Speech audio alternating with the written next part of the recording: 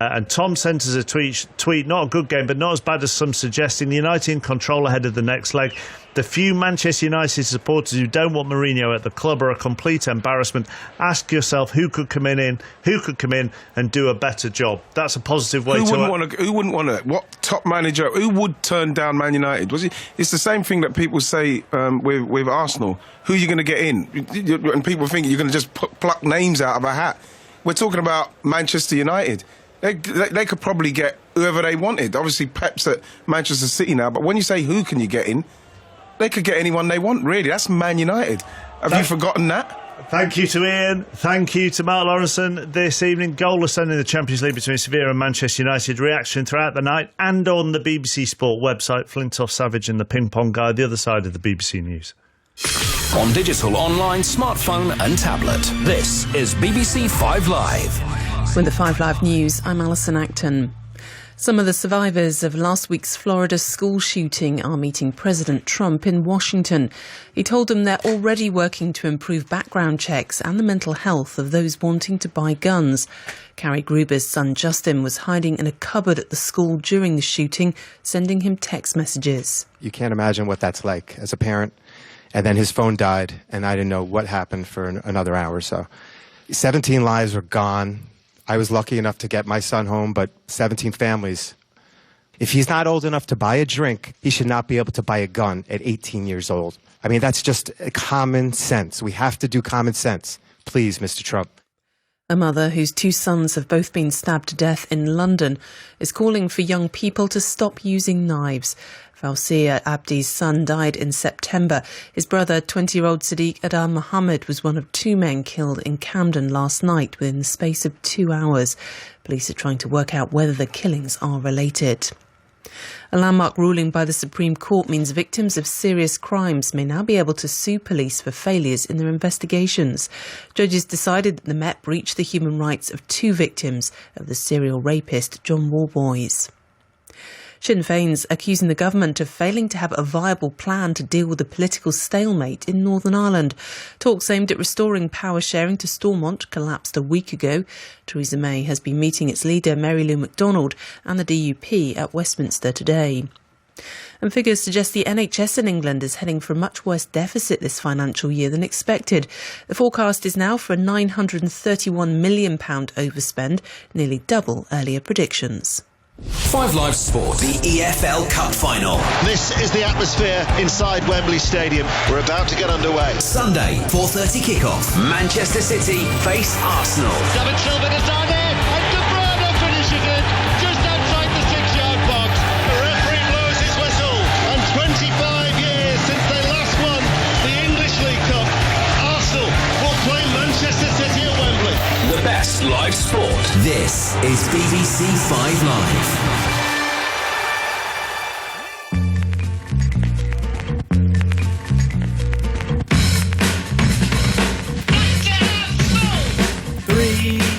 That's a magic number. Yes, it is. It's the magic number. What does it all mean? Hello and welcome to Flintoff, Savage and the Ping Pong Guy. That's me, Matthew Syed.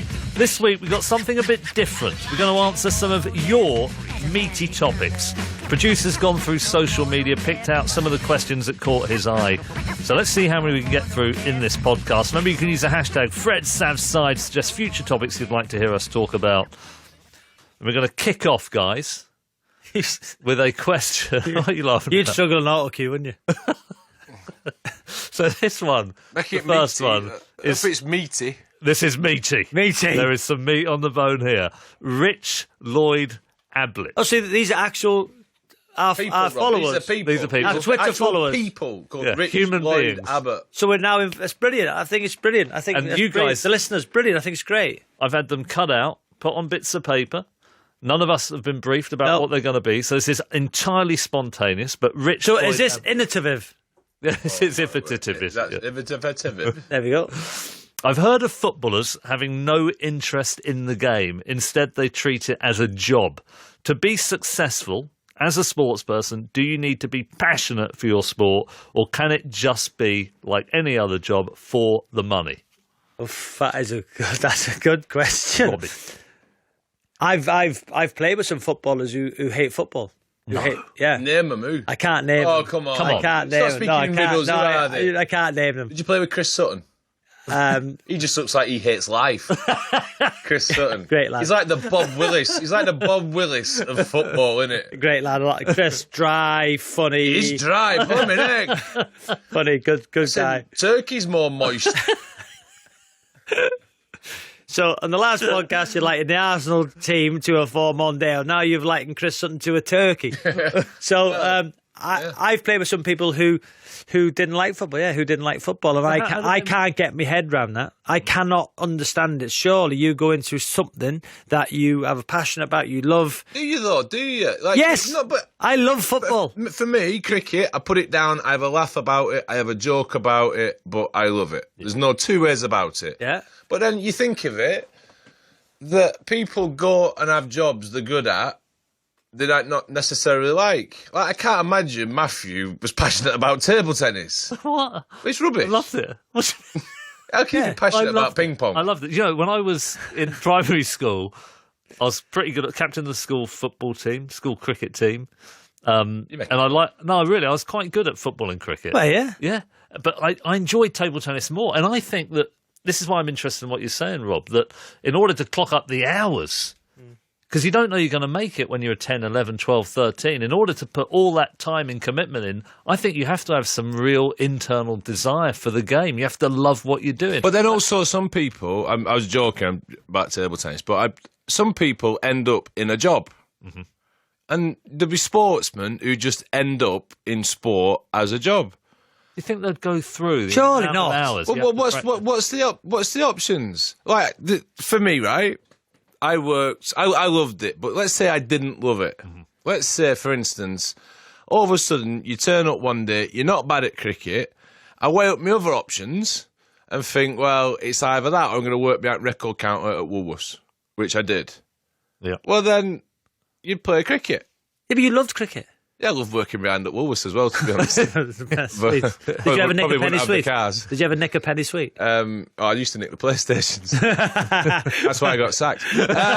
Anyway, but there will be. I played with people at Lancs who they liked it. Yeah. Like Bumble's lad, Graham Lloyd. I'm not sure he loved it. Really? Yeah, we'd all sit there and have a whinge, but I suppose deep down he did. But I think in table tennis, the guys, so I'll say them. I'm prepared to say Gareth Herbert and Terry Young. Oh, Herbert, bumming, like he hated it.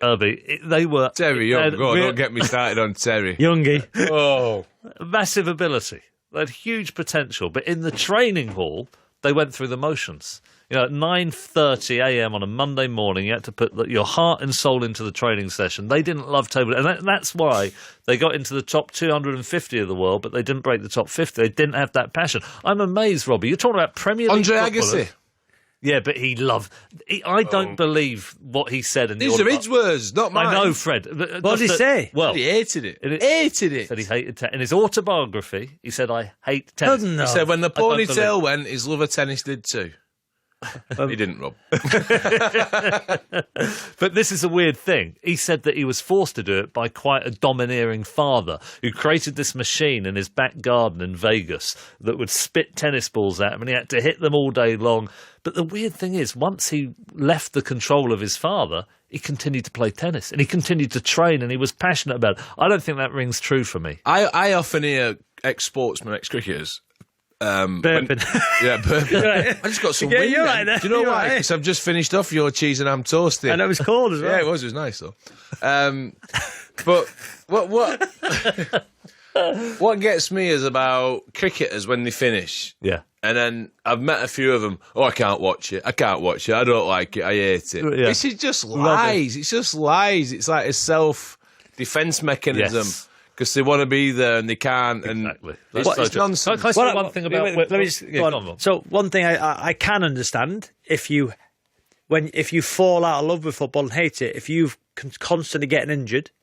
Yeah. I fell out of love with cricket for a bit. Yeah, I can understand that. Yep. I can't understand anybody who does what millions of people would love to do, go into it and hate it. I can't get... I'm going to go against that a little bit. I can't imagine rowers like rowing.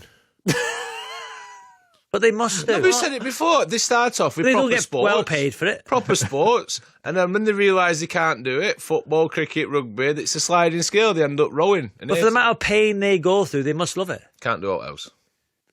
It's like your last chance saloon at sport. Rowing. Rowing. But Fred, like cricket, football, I think table tennis are interesting sports to play. Rowing, you get down onto the water, every training session you've got to put yourself through hell. So they must love it then. Swimming. They must love it then. Swimming. I talked to Rebecca They must love Adlington. swimming. Like table tennis, you're playing different shots, different spins, you're playing against different opponents. Rebecca Adlington, she said that her companion every day from 6 a.m. was the black line at the bottom of the pool. That was the only interaction she had. But mustn't up and they down, love- up and it's Okay, she let's- said the way she described it, Fred, was unbelievable. It was sheer, unrelenting monotony. Okay. I think that is tough. Okay. Is there a suggestion to say then rowing, swimming, table tennis, sports which will not be as paid as much as golf, cricket, football? They must love it more to put their bodies through that for less rewards. Yeah. Is that Possibly. is that a fair? I think that may well be Is that partly it? true, but I don't think it's just to do with the financial reward. No, It's I know also it's to not. do I'm with just saying. It's to do with the activity itself. They must love it though, to put their bodies through that. What gets me is in sport, right? Is because I was just watching some running on telly and the thing there, right? Imagine how can you love this when you're in a race knowing you can't win? Yeah. That must be. How can you love it then? How Because can you turn up? Yeah. See, right, How can you turn up? I was fortunate. Every game I went into, every situation, give or take one or two, I thought I can do well, I can win. But people who turn up and they know they can't. Win? Do you mean win an isolated event? Or Well, imagine being 15th best Yeah. sprinter in Yeah. the world. What is the point? but don't you it think must they've like got be the their own 15th best Premier League side. What's the point? What about your own personal targets? You're trying to beat your own personal best rather than just beating the other people on the track. There's something meaningful in that, isn't there? No. No. I know. First, No. I'll go home. Can I say one thing about passion and loving that? Look, I want to ask you. You've got to name these players. I At least can't. okay, No, I'm explain not. this to It's me, not fair. Robbie. Premier League footballers. What is it about the game that they don't love? What were they saying that had turned them off this sport? Well, I didn't go into great detail, but it's a phrase I've heard off players that, I hate football. And I can't get my head around that. I cannot get it. But what I will say is now, what gets on my nerves, I love what I do now. I love it. I love going to games. I love punditry. I love everything about my job. I think there's some players now who go into the punditry, they don't love it because they're bored, they've got nothing else to do. Yeah, it's interesting. Can I just say one final thing about passion for the sport? At Wimbledon, they have these practice courts near Centre Court, Orangi Park. And I went down there, and I do every time I go and cover Wimbledon, and you watch Federer, Nadal, Djokovic, Murray on the practice courts. The passion they've got for the game is unbelievable. Federer, he plays his little drop shots, and he's laughing, and he's enjoying trying new things. And I think that passion is a part of what makes the greatest players great. Do you actually go to cover the events? Because some people question you don't go to these events, don't they? I do. Wimbledon I cover. But I've every heard year. that about You just you. at nice ones. I've heard that about you. Wimbledon, Ascot. I've heard that about you. I think there's a bit of jealousy there, saying Matthew Syed writes about these topics. Who's having a go at him? I've heard it in these press lounges. Let's put it out there. Yeah. I've heard people, and I think it's jealousy, saying that Matthew Syed doesn't go to these events, and he writes about them from the comfort of his living room. Put that myth to bed. It's absolute rubbish. Rubbish. You go to these events. I go to the event, so I cover. Or do you Wimbledon. do it in the study, not the living room? Or do you get someone? kitchen. Do you get someone to do it for you? Put it to bed, because I'm sticking up for you, dear. Yeah, it's rubbish. It's rubbish. Do you love what you do now? Do you love going to Wimbledon? You don't have to. Oh, That Sky put in the West Wing. You were going to say you don't. I you do. don't. I love what I do. In fact, the weird thing is, I wake up all of the different things. I enjoy doing the podcast, and I think passion is a part of what makes people good at what they do. That's why I'm so surprised. Writing, speaking, Yep. or this podcast. Which one do you love more? Oh. Next topic. Come on, Matthew. Okay. Winter Olympics. Pointless. Which, this is Matthew Strong. People messing about in the snow. Get a grip. Which Winter Olympic sport would you like to try? The luge. You wouldn't get nervous? Well, I might just do the jump on Channel 4. I've been offered that a few Not high times. profile enough. What? The jump. Yeah. So the luge when you Yeah. nose first. That's the skeleton. What? The skeleton. Oh, is it? Yeah, I've done that. The skeleton, that's You've not like not to do. done You've the done skeleton. I've done the skeleton in Whistler. It. You got on one of those. Look at the Yeah. look at the side. I had a black suit and I like a seal. I was. Will you stop kicking me, Corey? My son's in kicking me. So I was doing it. I did it for cash. I was doing a TV show, and it was one of the last things we did. I went down the course at Whistler, and it only just. I was the first person on since the Winter Olympics, the following summer. Wow. The following season, and it's brilliant. It's brilliant. You lie down. And then the fellow was telling us how you do it. He was giving you coaching points, and you got to move your head and this, that, and the other. Yeah. So the first time I went down, I tried to steer, and I nearly came off because it's the same course that someone died on that one in the Winter Olympics in Whistler. And you weren't nervous to do it? Nah. And then went down, and I thought, you know what? I'm just going to lie there and just go for the ride. It was amazing. Amazing. Honestly, it's Go amazing. some speed, eh? How fast did you get up to? Because they go up to sort of 50, 60. More than that, doesn't it? The heavier they are, the better. Better, yeah. The heavier you are, the faster you go. I was 2 stone heavier than broke what the- I am you now. broke I the was world record. flying Flying down. down. And then you just got your chin just off the ice, and then you're just watching Yeah. going forward, and it's brilliant. You feel Yeah. the speed. Honestly, it's amazing. And I didn't know that, so I would like to do the skeleton. Tell you what I would not do. The ski jump. Oh, that's what You I just was- talked yourself out of it. You were going on jump a minute ago. No, I mean, You're going on jump now. I went on pre-season tour. Just trying to put your price up, aren't you? exactly. Trying to put your price If he up. got better viewing figures, he'd have been on the first series. Yeah. I went to Austria on a pre-season tour. And we walked. Apparently, for the next series, it's a toss-up between Robbie Savage and Jan Mulby. Might be a nasty fun. So he's a great lad, him Jan, by the way. Great lad. See He him in won't all get off the ground. See him in all the press rooms.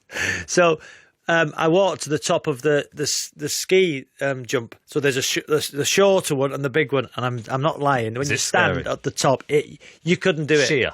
So when people say about Eddie the Eagle Edwards, Yeah. what a brave man. What a brave Did you man. watch the film?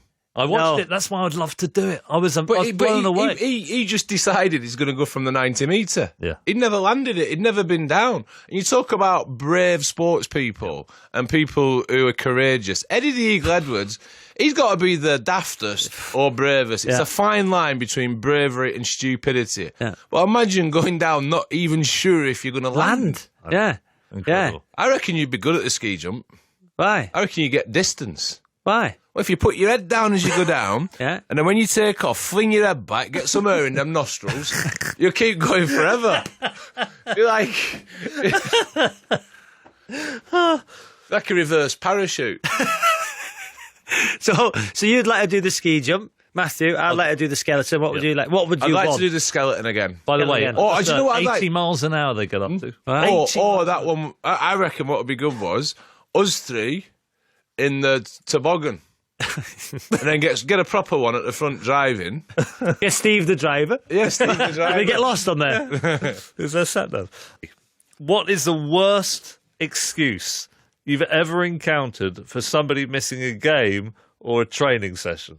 The worst excuse ever.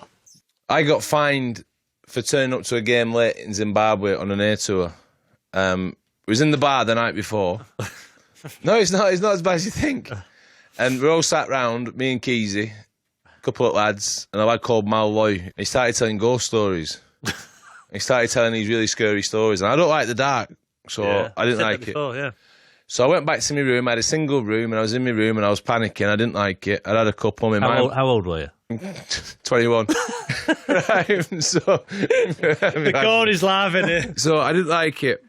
So I was in my room and I couldn't handle it anymore. So about 1:30, I went and knocked on Keezy's door. And Keezy was rooming with Vikram Solanki. I said, Keezy, I'm going to have to stay in here tonight, mate. I can't stay on my own. Oh. So Keezy had a bed which was just a bit bigger than a single. So I got in with Keezy, right? so Keezy's not a small lad. So I went behind Keezy. I'm effectively spooning him. right? So I've got my arms around him. So I'm in bed and we're laughing. And I got to sleep about 5:30, 6 in the morning. Vikram Swanky, he's nipped off. Then we must have both fallen asleep in bed, me and Bob. So it's like 11:15. The game starts at 11. No. The game starts at 11. So we get in a cab, we go to the ground, and as we're driving in, they're all going out to field. So we come in. No way. It's an England A game, they're going out to field. So I get there, and then Phil Neal, the manager, says, "Where have you been?" I said, "Sorry, Phil, I had a bit of a nightmare last night." He said, what happened? I said, "Well, Phil, you're not going to believe this." I said, "We was in the bar and Mal was telling ghost stories. I mean, I don't like them." So I got in with keys in. It's my fault. I kept him up all night. I've slept in the same bed. We've slept in this, that, and the other. And Phil was a bit vexed. He didn't know what to do, how to punish us. So me and Keezy ran on the field and went out and played. Then I got called into the office that night, and we'd all gone back to ECB and they've had a meeting about it. And I got fined $2,000. But also the lad who was telling the ghost stories got fined $1,000. No, He got fined $1,000 for telling a 21-year-old man a story. Yeah. No way. But you were honest enough to say what happened, and they bought what you said. It was true. Wow. It was Mate, true. yeah, But you know, you're not going to make that up, are you? But you know, we spoke about being wrong last week, and you're telling somebody something, and they're looking at you, and they say, "No, this is true." But then I thought, if I'm ever late again, I might say I've been abducted by aliens. Because imagine, how can you argue that? They can't argue. I made one of my coaches late for training once. Go on. So I was at Birmingham, one of my first days at Birmingham. It was April Fool's Day. So I was in the morning. Keith Birchin, great lad, used to play for Norwich City, was a coach at Birmingham. He followed Steve Bruce around, and I rung him and I said, "Keith, Sav," I said, "I'm lost. You know, I just moved to the area. I'm lost." So he said, "Where are you?" So I said, "I'm on the M42 near the NEC." I said, I'm parked up near roundabout. Can you come and get me and I'll follow you in?" One of my first days. So he's gone, "Yes, I've stayed there." So anyway, I'm now on the way into training. Yeah. So I'm on the way in.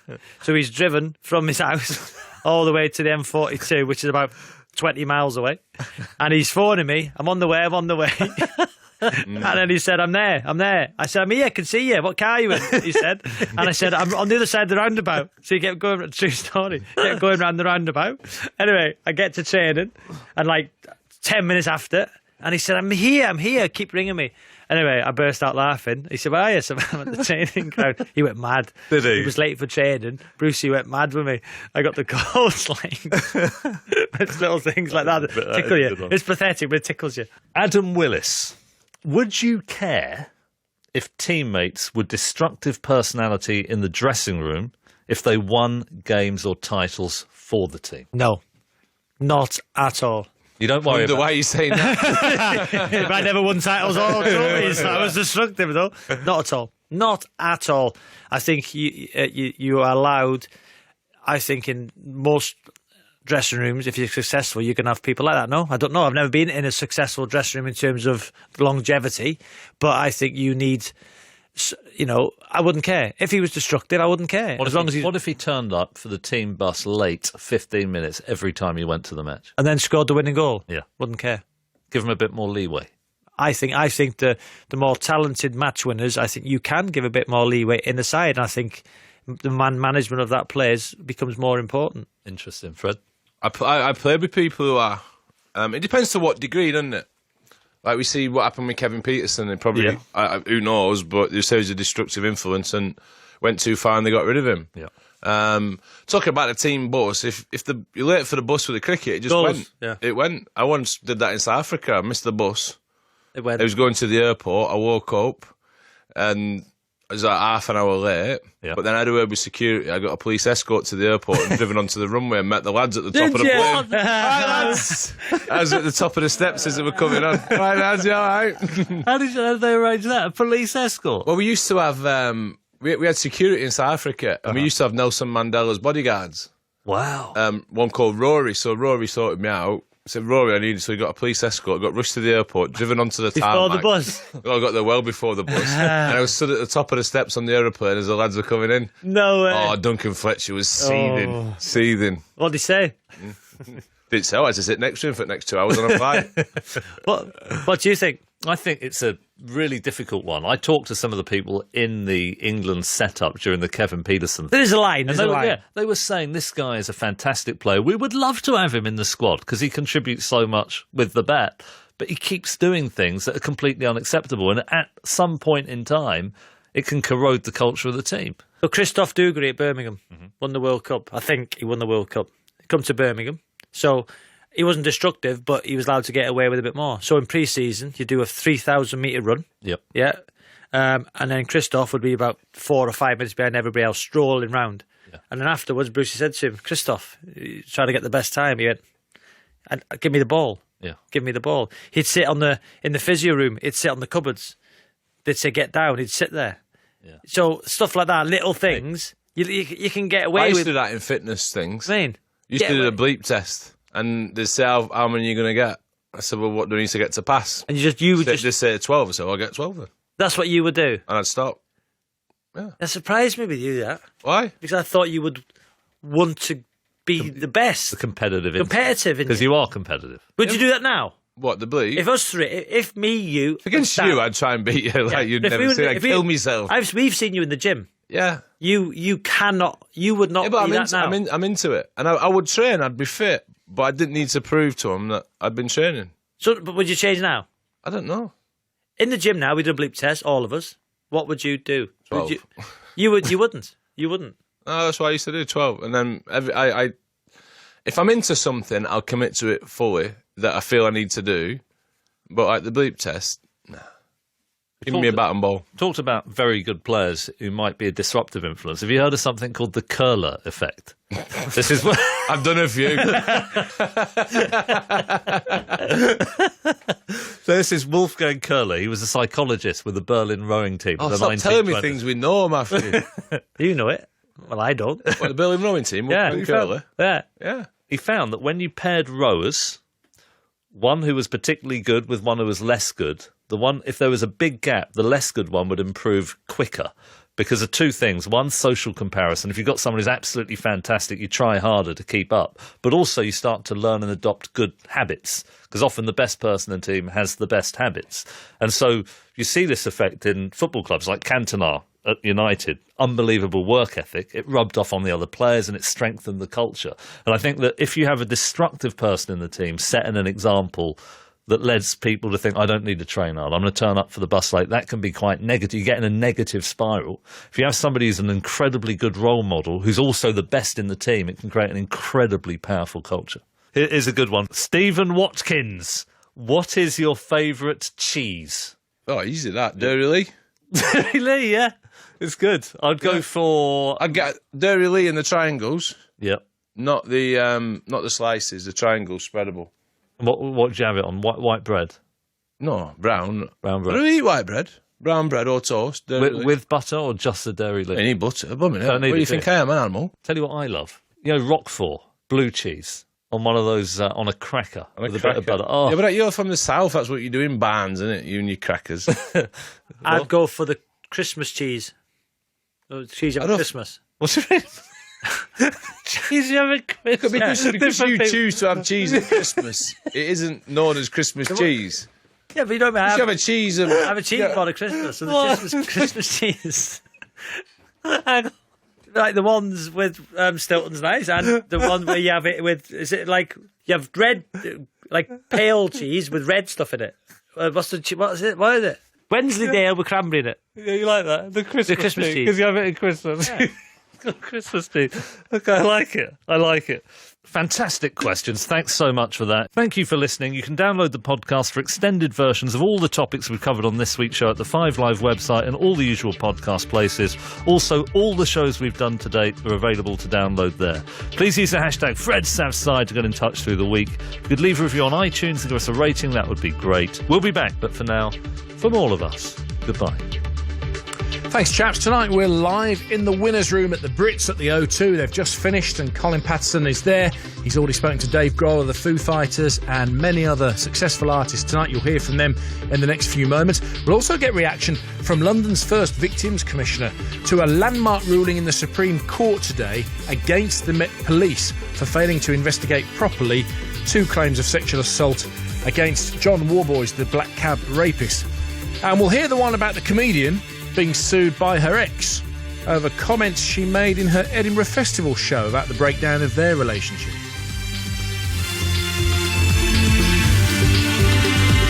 First for news and the best live sport. This is BBC 5 Live.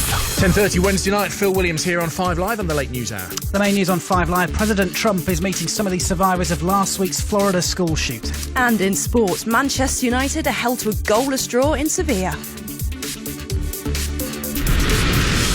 This is BBC 5 Live.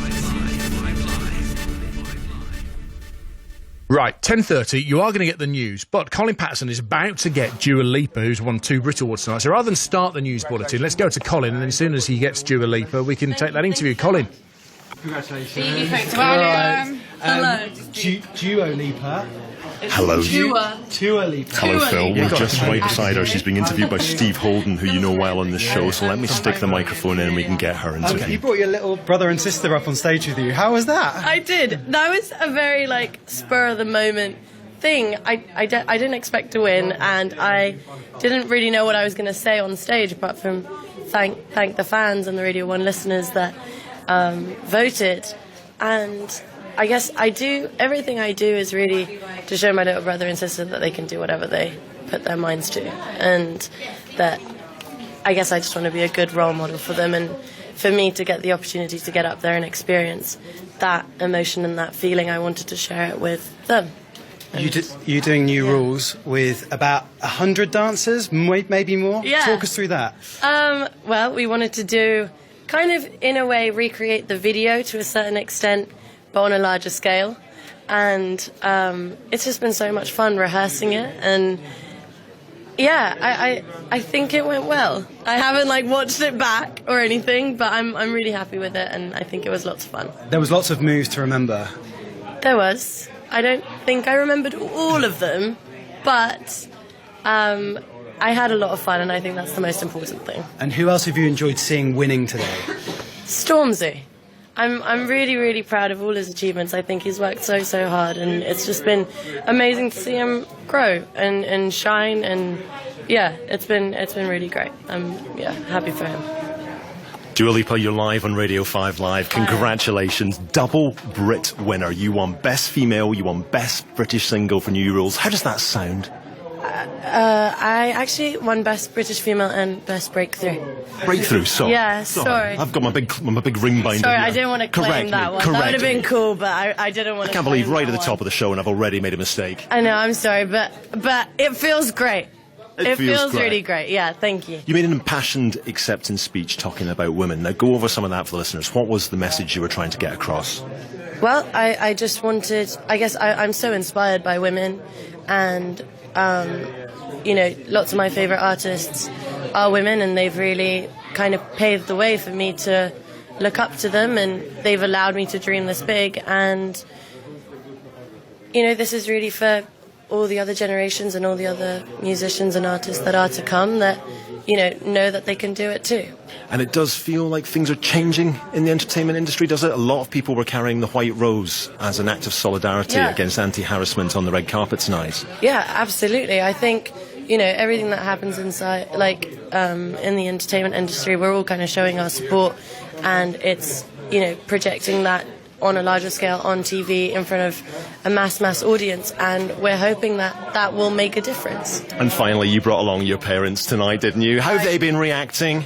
They're very happy. It's been really fun to have my family there, and they're so supportive. I'm over the moon about it. Thank you very much. I'm going to get it right now. Dua Lipa, who won Best British Female and British Breakthrough Act. Sorry about that, Phil. It was all rather chaotic. We don't often start the show right off, the double winner from an award show. It's fine. Relax up. It's fine. It's just finished. You've brought us Dua Lipa. 2 for her tonight. Stormzy, the other big winner. And we'll get a full list of winners for you and more interviews with Colin Patterson, our entertainment correspondent, who's backstage at the O2, after we bring you the very latest BBC News next on 5 Live. 10:34, and here's Nick. Some of the survivors of last week's Florida school shooting are meeting President Trump in Washington as they call for stricter gun legislation. He's told them they are already working to improve background checks on the mental health of those wanting to buy guns. A mother whose 2 sons have both been stabbed to death in London is calling for young people to stop using knives knives. Fasiya Abdi's son died in September. His 20-year-old brother Sadiq Adam Mohammed was one of 2 men killed in Camden last night within the space of 2 hours. Victims of serious crimes may now be able to sue police for failures in their investigations. A landmark ruling by the Supreme Court decided that the Met breached the human rights of 2 victims of the serial rape